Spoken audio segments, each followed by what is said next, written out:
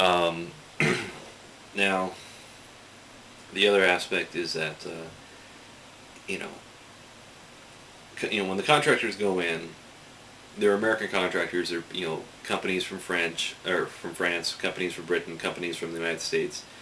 They go in, they build something, they work on something, and they don't really get the local community working with them. They're not paying the locals, and the money that goes to the company, the contractors, goes back to the United States, and it doesn't filter into the economy of Iraq.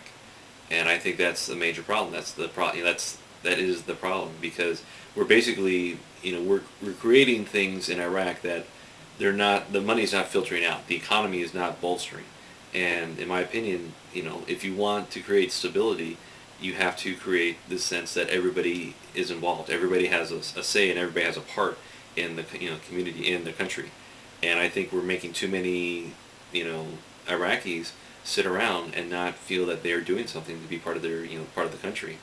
And as a result, that's why it's boiling down, degenerating into these tribal conflicts in a lot of cases. You're getting these just groups of armed militias that are and they're fighting each other and they're killing each other. And I think that and that's why it's leading to that problem. Um, and I just think it's odd that or it's weird that's the case. There is somebody who did who worked well, who was able to succeed, and this came out in an article a couple years ago. It was a staff sergeant who he was one of the communication guys for his unit, and for whatever reason, he became the liaison between the U.S. military unit and the local government in the area that they were occupying. Are you getting ready, Sky?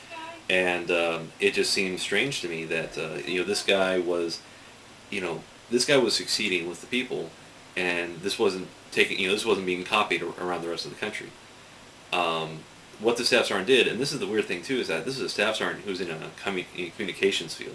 So why was this guy, is not really his job to be the liaison, yet, and it also seemed weird that he was kind of pushed into this position. So maybe the guy is good at dealing with people, and that's why they gave him this job. But at the same time, you got to wonder, like, why isn't the the intelligence officer for the unit acting as liaison? Why, how come the United States military has been focusing so much training on this, interaction with the local population? Because this is key in the training over at Fort Irwin, in California. That out in the desert, NTC, that the military, it was they were training occupation forces, occupation, maneuvers. And part of that was dealing with the local population. How do you deal with the local population and basically make them, win them over to your side, and establish a respect and a trust between them. And I feel that this staff sergeant did that because, frankly, this is what the staff sergeant did. He ate the food. When the Iraqi people, when they got together and the sheiks got together and they had a powwow, they would talk to each other. They would offer him food and he would eat it. It was unsanitary. It was bad to eat. It would make him sick, but he ate it. He showed the people respect by saying, I will eat your food. And sorry, I would eat your food, and and that's something else. That there's a cultural difference. This, my left hand is insult. I need to, so I'm sorry about that. I need to hold my right hand. What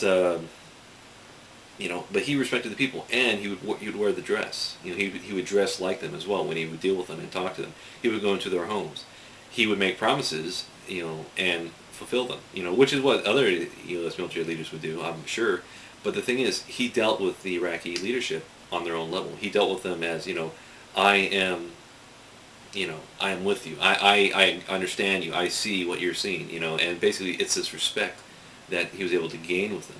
And that's why they made this staff sergeant an honorary sheik, because he did so much, and he really proved that he was willing to go the distance, and he was willing to say to these Iraqi people, what, I understand you, and I respect you, and that I think is something important, is that this understanding of respect, because it's a different culture, and I think that is one of the key problems, that we are not realizing that these people operate in a different, set of bases, set of rules and ideas of like how to operate.